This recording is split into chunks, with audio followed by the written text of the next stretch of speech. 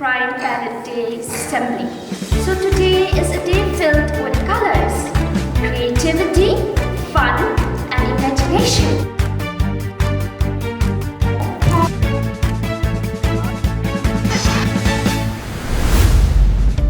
Beautiful.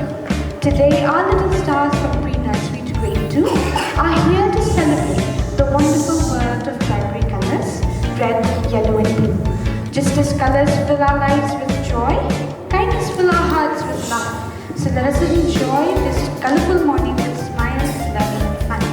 Now let us begin the assembly by seeking the Lord through prayer, led by Grade 1A student, Alyssa Nakitiwala. Love tenderly, and work humbly in your life. Teach us to respect one another. To serve our community with joy. And to protect the world. You have given us. When challenges arise, give us courage.